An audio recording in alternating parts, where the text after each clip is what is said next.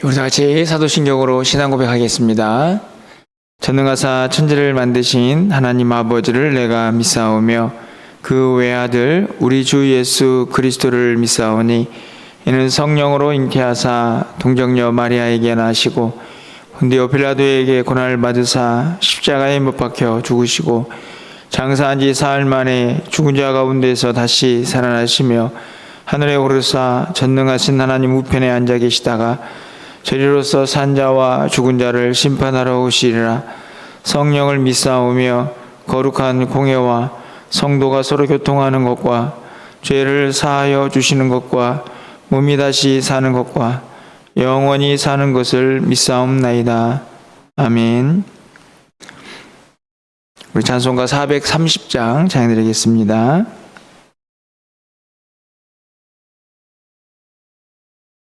(430장입니다) 주와 같이 길 가는 것 찬양드립니다.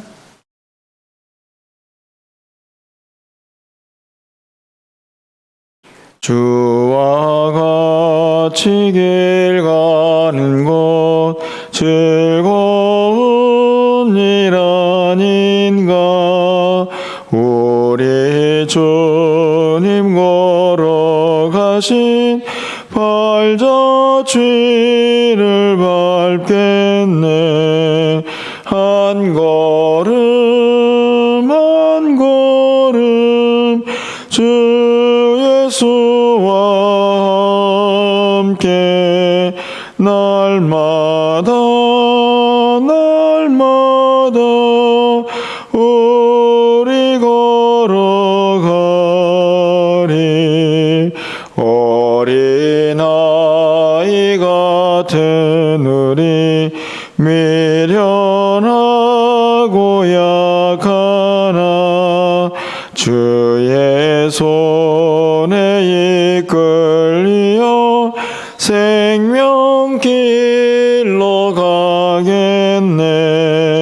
한 걸음 한 걸음 주 예수와 함께 날마다 날마다 우리 걸어가리. 꽃이 피는 들판이나 험한 골짜기라도 주가 인도하는 대로 주와 같이 가겠네.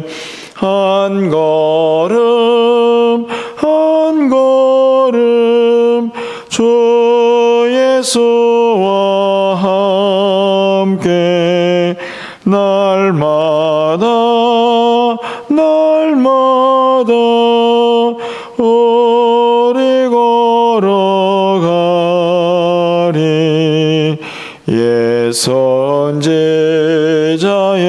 녹같이 우리들도 천국에 들려 올라갈 때까지 주와 같이 걷겠네.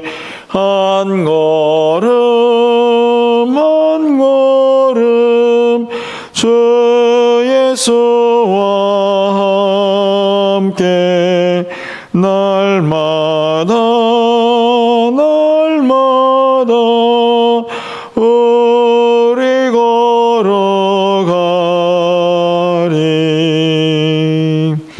아멘. 오늘 하나님 말씀은 신명기 16장 1절에서 8절 말씀 교독하겠습니다. 구약성경 287쪽에 있습니다.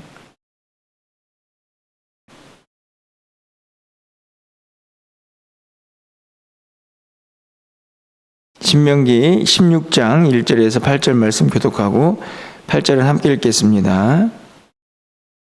아비벌을 지켜 내 하나님 여호와께 유월절을 행하라. 이는 아비벌에 내 하나님 여호와께서 밤에 너를 애굽에서 인도하여 내셨음이라.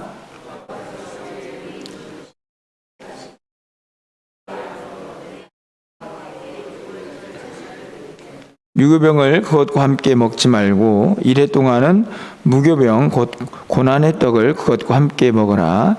이는 내가 애굽 땅에서 급히 나왔음이니 이같이 행하여 내 평생에 내가 항상 애굽 땅에서 나온 나를 기억할 것이니라.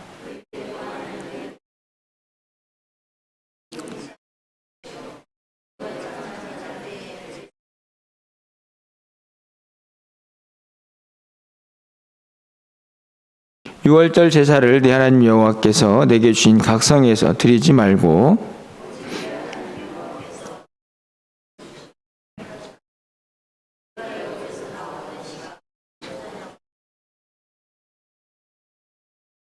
네 하나님 여호와께서 택하신 곳에서 그 고기를 구워 먹고 아침에 내 장막으로 돌아갈 것이라. 너는 엿새 동안은 무교병을 먹고 일곱째 날에 네 하나님 여호와 앞에 성회로 모이고 일하지 말지니라. 아멘.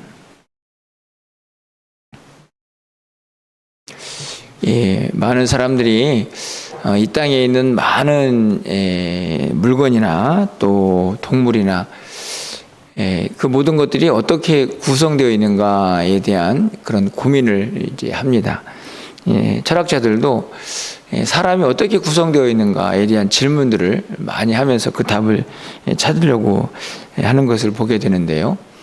우리가 쉽게 말을 한다면 우리는 기본적으로 몸하고 그리고 영혼이 이렇게 하나를 이루어서 인간을 이제 만들게 됩니다. 겉으로 보이는 육체에는 어떻게 보면은 이제 우리 영혼을 담고 있는 틀이라 이렇게 말씀을 드릴 수가 있을 텐데요. 사실은 이 둘은 분리되어 있는 것이 아니고 육체든 영혼이든 사실은 어느 것 하나가 빠지면 그것이 온전한 인간이라고 말할 수 없기 때문에 둘 다 매우 중요한 그런 의미를 갖게 됩니다.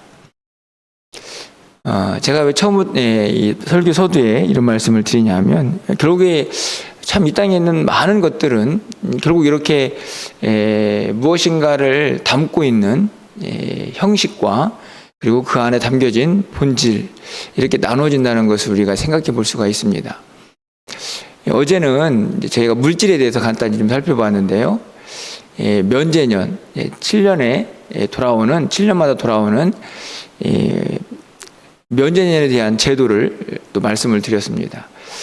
제도는 어떻게 보면은 형식이죠. 그 안에 담겨져 있는 의미는 본질은 가난한 자들을 잘 살피고 그들에게 하나님의 마음을 전하는 것이다. 이렇게 생각해 볼 수 있습니다. 오늘 본문도요. 우리가 다 읽지는 않았는데 이스라엘 백성들이 꼭 지켜야 할 3대 절기에 대해서 이야기를 하고 있습니다. 우리가 8절까지 읽었는데 6월절에 대한 이야기를 기록을 하죠.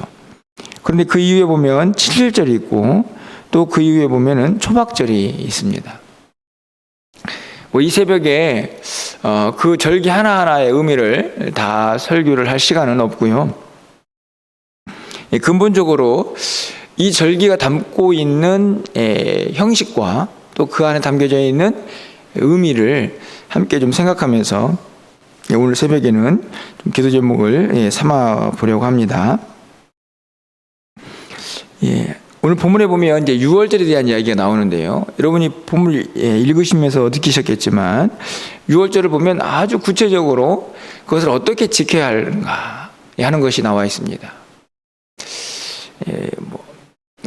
시간 그리고 며칠부터 며칠까지는 어떻게 하고 또 뭘 먹고 게다가 일곱째 날에는 다 같이 모여서 하나님께 예배를 드리고 그날은 일하지 말고 굉장히 구체적으로 그 일정들을 어떻게 보내야 하는가에 대한 내용을 담고 있죠.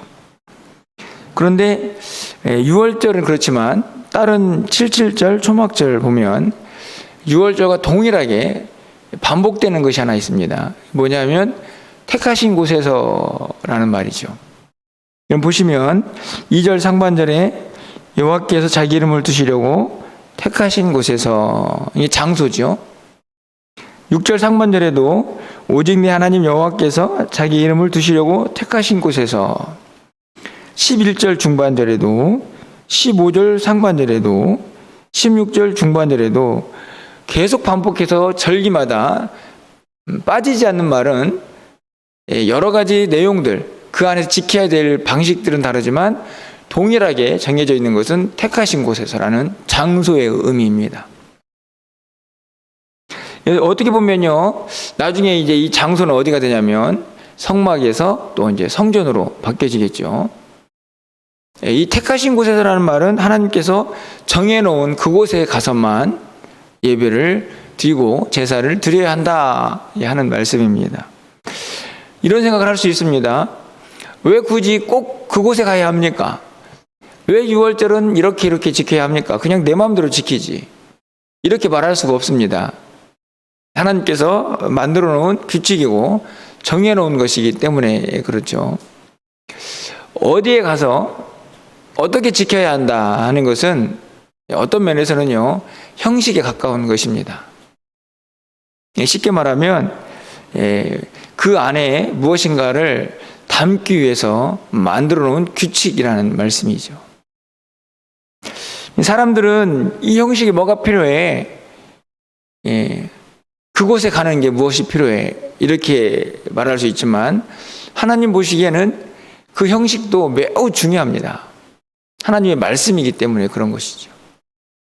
어떤 사람들은 왜 꼭 교회에 가야 돼? 이런 말 하는 사람도 있습니다.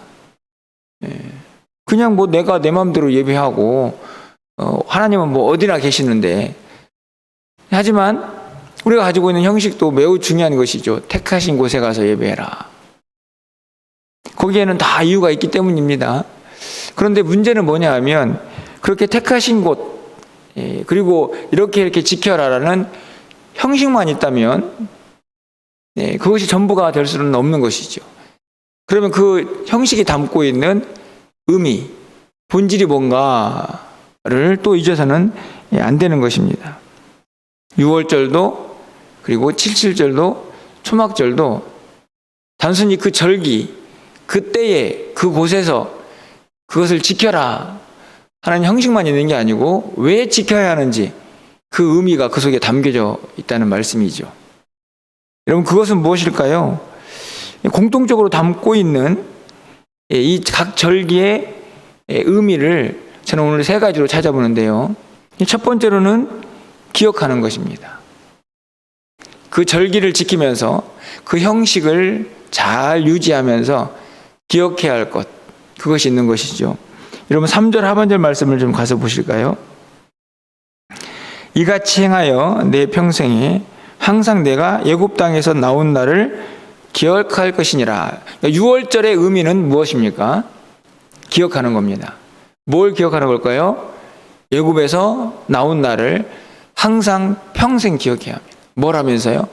6월절을 지키면서 택하신 곳에 가서 첫째 날은 어떻게 하고 일곱째 날은 어떻게 하고 그 규칙 안에서 그 형식을 간직한 채로 그 형식만 하는 게 아니라 그 안에 담겨져 있는 본질인 기억을 해야 합니다. 기억. 뭘 기억하냐면 하나님께서 이스라엘 백성들을, 우리를 어떻게 애굽에서 꺼내셨는가. 그걸 기억하면 뭐가 떠오를까요? 은혜죠. 이스라엘 백성들이 애굽에서 몇 년 동안 종살이 했냐면 430년을 했습니다. 그 종살이에서 해방되는 날, 얼마나 감격스러운 날입니까? 기억하면 은혜를 알게 됩니다. 여러분, 6월절만 기억입니까? 12절 말씀을 보면 77절을 지키는 의미가 있습니다. 본질이죠. 너는 애굽에서 종되었던 것을 기억하고 이 규례를 지켜 행하라. 이 규례를 지키는 것은 형식입니다. 틀이죠, 틀. 그 안에 담겨져 있는 것은 기억하는 겁니다. 뭘 기억하냐면 종되었던 종살이를 기억하는 겁니다. 굉장히 과거의 슬픈 기억인 것처럼 보이지만 그걸 기억해야 뭘 알 수 있냐면 하나님께서 베푸신 은혜를 알 수 있습니다. 얼마나 감격스러운 날인지 기억해야 합니다. 그러니까 형식 속에 담겨져 있는 첫 번째 의미, 본질은 기억입니다. 유월절을 지키면서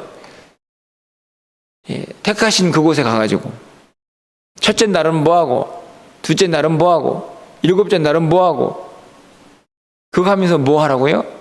기억해야 합니다.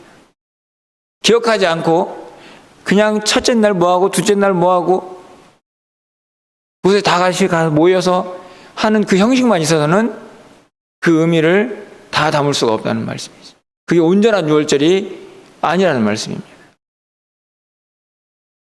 두 번째로 담겨져 있어야 할 그 그릇의 내용이 있습니다. 뭔가요? 즐거움입니다. 기쁨이죠. 11절 끝부분에 가보시면 택하신 곳에서 내 하나님 여호와 앞에서 즐거워할지니라. 15절 끝부분에 가서도 너는 온전히 즐거워할지니라. 그러니까 절기를 지킵니다. 제가 말씀드렸지만 지키는 그 자체는 형식이죠.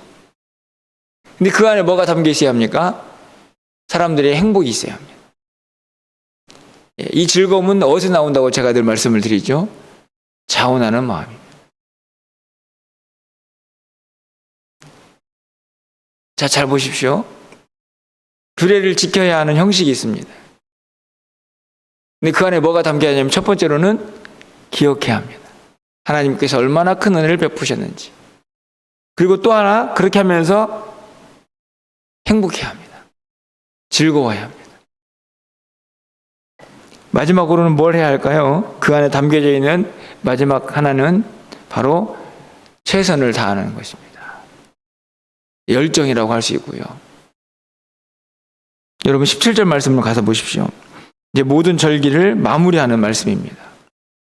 각 사람이 네 하나님 여호와께서 주신 복을 따라 그 힘대로 드릴지니라. 이것은 단순히 빈소로 나오지 마라 하는 의미일 수도 있겠지만 그 안에는 뭐가 담겨야 하냐면 우리의 마음이 담겨져야 합니다. 힘대로라는 말은 여러분 힘대로, 다시 말하면 네 능력 닿는 대로 하나님께 물질을 드려라 이렇게 말씀을 하는 건데 그 힘대로는 누구만 알 수 있습니까? 쉽게 말하면 내가 하나님께 만약에 감사한 것만 한다. 그 감사한 금액의 액수가 힘대로라는 것을 누구만 알 수 있습니까? 하나님하고 본인만 알 수 있습니다. 그런데 그 안에 뭐가 담겨야 하냐면 자신의 마음이, 정성이 다 담겨야 합니다. 뭘 하든지 간에. 그게 힘대로입니다. 그냥 대충 좀 세상적인 표현이지만 뺀질거리고 그냥 하는 둥 마는 둥, 이건 하나님 앞에서 드리는 모든 상황과 어울리지 않습니다. 최선을 다하고 정성을 다하고 마음을 다하는 것이죠. 제가 세 가지를 말씀을 드렸습니다. 6월절이든 77절이든 초막절이든 이 절기 속에 공통으로 담겨야 할 의미, 본질, 정신은 기억, 그리고 즐거움, 기쁨, 그리고 정성을 다하는 것입니다. 힘을 다하는 것이죠. 이 둘이 합쳐져야만 우리는 온전하다라고 말할 수 있는 것입니다. 여러분, 아주 단순한 예를 들어볼까요? 우리가 매 주일 예배를 드립니다. 교회에 가서 11시 반이 되면 다 모여라. 그리고 종을 치면 일어나라. 말씀도 듣고 기도도 하고 찬양도 하고. 여러분 다 뭔가요? 형식이죠. 아니 왜 꼭 교회 갑니까? 왜 11시 반이 되면 종을 치십니까? 말할 수 없습니다. 그냥 가지고 있는 틀이기 때문에. 그런데 그것이 중요하지만 더 중요한 게 있습니다. 그 안에 뭐가 담겨야 합니까? 제가 오늘 말씀드린 이 세 가지가 있어야죠. 하나님 앞에 나와서 예배할 때에 그냥 정해진 시간에 정해진 장소에서 정해진 틀을 가지고 사도신경부터 축도까지 그냥 가만히 앉아 있다가 예배드리고 가는 게 아니라 그 안에 뭐가 있어야 합니까? 은혜에 대한 감사도 있어야 하고, 하나님 앞에 나왔으니 기쁨도 있어야 하고, 그리고 그 모든 일에 내 모든 게 다 담겨야죠. 여러분, 예배만이 아니라 사실 우리가 하는 주님 앞에서의 모든 사역들이 다 동일합니다. 오늘 본문에서는요, 바로 그것을 우리에게 가르쳐주고 있습니다. 형식, 그 안에 담겨진 내용, 어느 것 하나 중요하지 않은 게 없다. 이거를 잘 간직해야, 이것을 잘 조화를 이루어야 네 신앙이 올바르다. 이게 하나님의 마음인 것이죠. 가끔 이런 생각을 합니다. 왜 형식을 주셨을까? 분명히 알맹이가, 내용이 더 중요한 것 같은데 왜 꼭 나를 정해가지고 모든 사람들이 다 이 날을 지켜야 한다. 어차피 뭐 그건 날 아니어도 하나님 열심히 섬길 수 있는데, 이렇게 말할 수 있겠지만 저는 절대적으로 하나님은 너무나 우리를 잘 아신다. 형식을 우리에게 주신 이유는 다른 데 있지 않습니다. 우리의 연약함 때문이죠. 네 마음대로 해봐. 네 마음대로 하면서 제가 말했던 것처럼 기억하고 즐거워하고 그리고 정성을 다해봐. 이게 쉬운 것처럼 보이지만 형식이 갖춰지지 않으면 우리는 언제든지 무너질 수 있습니다. 정해진 곳에서 정해진 시간에 함께 예배를 드리는 그 모든 형식도 우리 연약함을 아신 하나님께서 그것들을 잘 지키며 그 안에 의미들이 제대로 담길 때 그게 진정한 예배자이고 진정한 믿음의 사람인 것을 하나님께서 분명히 아셨기 때문에 오늘 이스라엘 백성들에게 힘들고 어려워 보이지만 절기를 주신 겁니다. 우리에게도 형식에 그리고 규칙들을 허락하신 것이죠. 간절히 바라기는 여러분 우리 모두가 사실은 되게 단순해 보이지만 매우 중요한 것입니다. 뭘 하든지 간에 내가 가지고 있는 형식 안에 그 의미가 잘 담겨져 있는가를 생각해 보셔야 합니다. 형식이 약해진 사람은 그 형식도 살펴보아야 합니다. 여러분 주일 아까 예배 말씀을 드렸는데요. 점점 많은 사람들이 교회를 떠나갑니다. 그렇다고 해서 믿음이 없는 것도 아닙니다. 코로나 이후로 더 많은 사람들이 교회를 안 나갑니다. 그래도 예수를 믿는다고 합니다. 그런 사람들은 뭘 회복해야 하냐면 형식을 회복해야 합니다. 우리 같은 사람들은 어떻게 합니까? 우리는 예배도 잘 드리고 새벽에 기도도 합니다. 뭘 회복해야 할까요? 그 안에 있는 담겨져 있는 의미를 찾아야 합니다. 본질을 다시 찾아야 합니다. 주님 앞에 나와서도 그냥 감격도 없고 기쁨도 없고 그냥 왔다 가는 그런 믿음이 되어서는 안 되는 것이죠. 그건 온전하다고 할 수 없기 때문입니다. 형식을 잃어버린 사람은 형식을 다시 갖추어서 그 안에 의미를 담아야 하고, 형식은 잘 갖춰져 있지만 의미가 점점 상실된 사람들이 있다면 그걸 다시 회복해야죠. 간절히 바라기는 새벽 예배에 나오셔서 기도하시는 분들은 저는 여러 면에서나 이미 형식을 너무 잘 갖춘 분들이다 확신합니다. 감사한 일이죠. 하지만 그 형식이 반복되면서 우리가 가질 수 있는 매우 취약한 약점은 그 안에 담겨져 있는 의미와 본질이 점점 약해질 수 있다는 것입니다. 저도 마찬가지입니다. 설교자죠? 설교를 합니다. 그 안에 본질이 담겨야죠. 그냥 얼마든지 앵무새처럼 읊조릴 수 있습니다. 근데 그 안에 하나님의 영혼과 하나님 주신 기쁨과 말씀을 전하는 자의 사명과 그리고 한순간 한순간 최선을 다하여 뜨거운 마음으로 전하는 그 열정들, 힘을 다하지 않으면 저도 그냥 알맹이가 없는 껍데기에 불과한 것입니다. 하나님이 기뻐하시지 않는 일이죠. 간절히 바라기는 오늘 제가 새 절기에 하나하나의 의미들은 다 설명하지 않았지만 오늘 이 말씀을 좀 꼭 기억하시면서 우리가 가지고 있는 이 형식들을 잘 유지하되 그 안에 담겨져 있는 의미와 또 본질들을 절대로 잊지 마시고 오늘 그 안에 담겨져 있는 세 가지 것을 말씀을 드렸습니다. 하나님께서 베풀으신 은혜를 기억해야 하고 그리고 기뻐해야 하고 그리고 그 안에 힘을 다하는 우리의 정성이 담겨야 한다. 여러분이 하고 있는 교회 안에서의 모든 사역들 절대로 하나님을 사람들을 보고 하는 것이 아니라 하나님 앞에서 하는 것이라는 사실을 잊어서는 안 되는 것이죠. 그 마음으로 하나님 앞에서 우리가 가진 모든 일들을 감당할 때에 하나님이 기뻐하시는 그런 믿음의 삶이 되지 않을까 저는 확신합니다. 오늘도 각자의 자리에서 한 날을 살게 될 것입니다.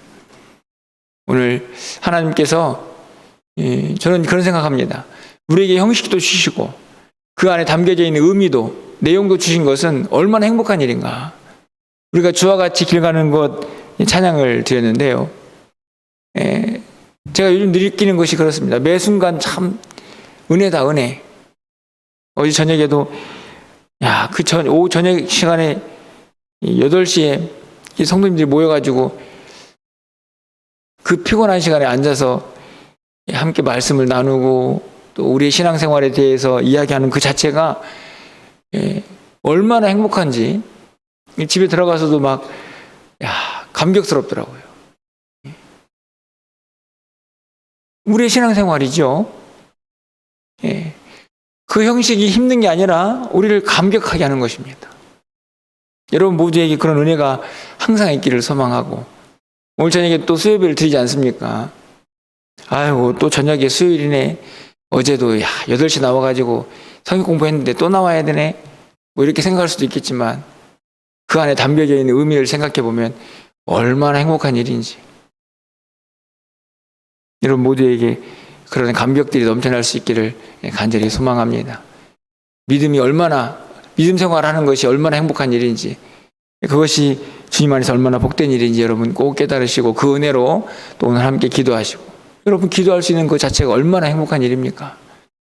감사하는 마음으로 하나님께 아뢰고 또 한 날을 살아갈 때에 하나님께서 더 큰 은혜로 우리의 마음속에 찾아오셔서 하나님의 그 복을 우리에게 허락해 주실 줄 믿습니다. 기도하겠습니다.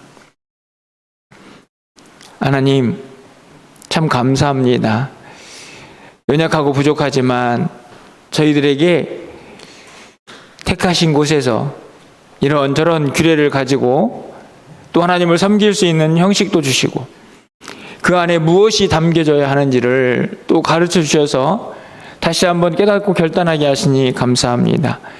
간절히 바라기는 형식이 약해져 있는 사람들에게는 그 형식을 다시 회복할 수 있는 믿음도 주시고 형식은 잘 갖추고 있지만 그 안에 있는 본질을 잃어버린 사람들이 있다면 그 본질을 회복하는 은혜가 우리 모두에게 있게 하여 주시옵소서. 하나님의 일을 감당할 때에 하나님 앞에 나와 예배할 때에 우리 안에 하나님이 주신 은혜와 그 놀라운 하나님의 그 구원의 감격들을 다시 기억하고 회복하는 역사가 있게 하시고 그로 인하여 기쁨이 차고 넘치게 하시고 무슨 일을 행하든지 간에 하나님 앞에서 하는 일이니 힘을 다하여 감당할 수 있는 우리 모두가 되게 하여 주시옵소서. 그렇게 형식과 그 안에 담겨져 있는 의미와 본질을 잘 회복하여서 하나님의 기쁨이 되는 우리의 믿음 생활 될 수 있도록 주님 도와 주시옵소서.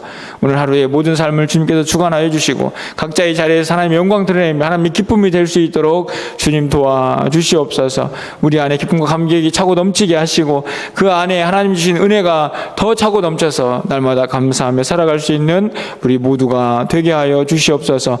오늘도 새벽을 깨워 기도하는 사랑하는 성도들의 기도를 들응답하시고 사랑하는 성도들의 출입을 지켜주시고 연약한 자들의 발걸음을 복되게 하셔서 하나님과 동행하며 날마다 승리하게 하여 주시옵소서. 오늘 하루 있을 하나님 요양원 사역도 하나님께서 지켜주시고 은혜 충만한 시간 되게 하시고 저녁에 있을 금요 기도회 가운데에도 저녁에 있을 수요 예배 가운데에도 하나님의 역사가 나타날 수 있도록 주님 도와주시옵소서. 오늘도 우리의 마음을 활짝 열어주시고 하늘문도 활짝 열어주시고 하나님과 깊은 교제의 자리에 나아가는 복된 시간 되기를 간절히 소망하고 우리 주 예수 그리스도의 이름으로 기도합나이다. 아멘. 오늘 또 말씀